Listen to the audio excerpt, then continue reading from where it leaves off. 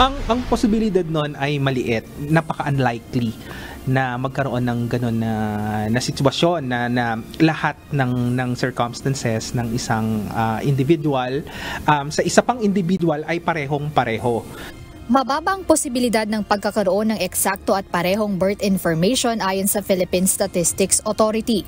Sinabi ni Attorney Eliezer Ambatali, Direktor ng Legal Service ng PSA, na noon pa man mayroon ng mekanismo ang ahensya na matukoy kung rehistrado na ang isang impormasyon sa kanilang database. At ngayon ay mas madali na ring matukoy ang multiple registration dahil na rin sa digitalisasyon. Meron tayong CRS-ITP2 right now na yung ITP2 is the second phase of the digitalization effort for the civil registration system natin. So dahil dito sa CRS-ITP2, mas madali natin na determine yung multiple registrations. Pagdating sa usapin ng impormasyon kay Mayor Alice Go, hindi ito double entry ayon sa PSA dahil iisa lang nila ang record ng nasabing pangalan sa kanilang database. As far as the civil registration is concerned, ang nakikita lang kasi natin ay isang birth certificate pertaining to a name, Alice Leal Goo. So, masasabi natin na hindi ito kaso ng multiple registration under the civil registration. Pagdating sa late birth registration, may mga kaukulang dokumento o requirements na kailangang ipasa ang isang aplikante. Mayroon ding due diligence function o obligasyon ang local civil registry office na usisaing mabuti ang impormasyon ng mga magpaparehistro. Meron tayong mga polisiya na magre-require dapat sila ng supporting documents like baptismal certificate or yung mga proof of identification.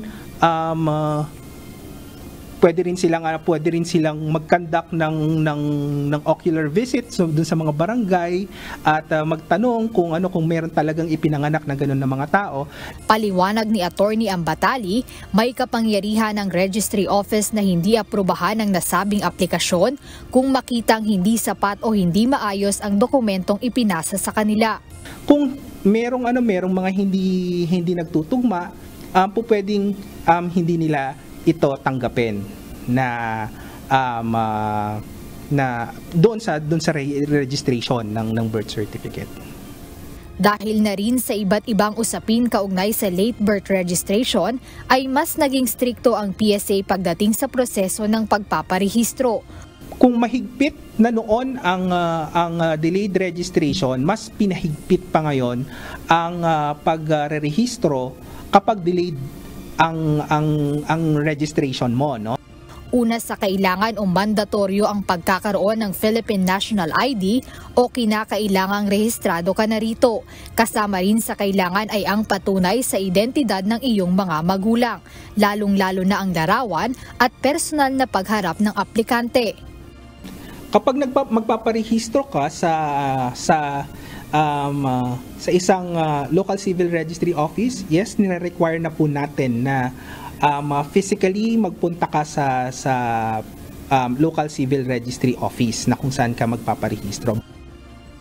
Paalala ng PSA sa publiko na agad ayusin ang anumang detalye na may kaugnayan sa kanilang legal na identidad nang sa gayon ay maiwasan ng pagkakaroon ng problema gaya na lang ng identity theft. Jed Neresina, UNTV News and Rescue. Diyos ang aming sandigan, serbisyo publiko ang aming pinahahalagahan.